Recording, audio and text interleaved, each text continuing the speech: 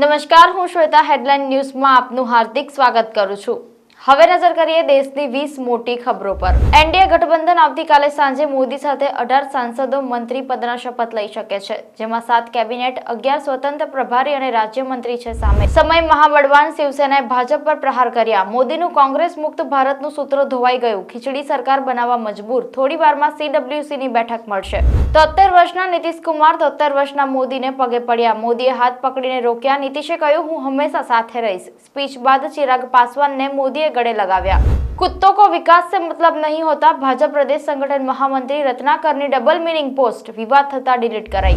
Ramoji ग्रुपना chairman Ramoji रावનું નિધન। હૈદરાબાદની હોસ્પિટલમાં દાખલ હતા। મોદીએ કહ્યું, તેમણે પત્રકારત્વ અને ફિલ્મની દુનિયામાં અમિટ છાપ છોડી છે। હિમાચલમાં આગને લીધે અત્યાર સુધીમાં 17,000 હેક્ટર જંગલની સંપત્તિ રાખ થઈ। યુપી એમપી સહિત 5 રાજ્યોમાં હીટવેવ। કેરળ ગોવામાં વરસાદનું ઓરેન્જ એલર્ટ। માછીમારોને દરિયો ખેડવા ન જવાની ચેતવણી અપાઈ। ગુજરાતમાં વરસાદની એન્ટ્રી વહેલી સવારથી જ છોટાઉદેપુર અને ઓલપાડમાં મુશળધાર વરસાદ।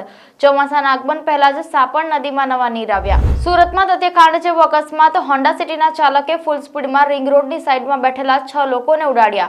પિતા પુત્ર સહિત 3ના મોત, સગર્ભા સહિત 2 ગંભીર ઇજા। માતાના સન્માન માટે આવી 1000 નોકરીઓને લાત મારું, કંગનાને લાફો મારનાર કુલવિંદરનું મોટું નિવેદન। વડોદરાના વાઘોડિયા વિસ્તારમાં રહેતી ગૃહિણી બેંક બેલેન્સ ચેક કરવા જતા ઓનલાઈન ઠગોમાં ફસાઈ। મેનેજરના નામે ઠગે 2.92 લાખ પડાવ્યા। વડોદરા હાલોલ રોડ પર જરોદ નજીક લાકડાના પીઠામાં ભીષણ આગ। 7 ફાયર એન્જિન કામે લાગ્યા। વડોદરાની MS યુનિવર્સિટીમાં આખરે હંગામી અધ્યાપકોની પોસ્ટ ભરવા માટે ઇન્ટરવ્યુ શરૂ કરાયા। વડોદરાના મદાર માર્કેટમાં પાલિકાના અધિકારીઓ સાથે વેપારીઓનું શાબ્દિક ઘર્ષણ। 35 દુકાનોને સીલ।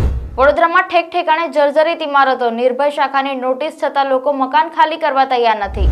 અમદાવાદમાં હત્યાનો કિસ્સો। દીકરાએ માતાના પ્રેમીના હાડકા પણ ન રહેવા દીધા। મહિલા બનાસકાંઠાથી પ્રેમીને અમદાવાદ લાવી પુત્રએ ધાર્યું મારી માથું વધેરી નાખ્યું। લાકડા ભેગા કરી મૃતદેહ પણ સળગાવ્યો। CA ફાઉન્ડેશન અને ઇન્ટર્નની વર્ષમાં 2ની જગ્યાએ 3 પરીક્ષા લેવાશે। રણબીરે રિલેશનશિપમાં ઝઘડા વિશે કરી વાત। બોલ્યો, જ્યારે મારો આલિયા સાથે ઝઘડો થાય છે ત્યારે હું સોરી કહું છું। મને અહંકાર સહેજ પણ નથી। તૃપ્તિ ડિમરી બિઝનેસમેન બોયફ્રેન્ડ સેમની સાથે વેકેશન પર ગઈ। 600 કરોડની કલકી 2898 એડીમાં 16 મોટા કલાકારો। તો આ હતી દેશની 20 મોટી ખબરો। જોતા રહો હેડલાઇન ન્યૂઝ। નમસ્કાર।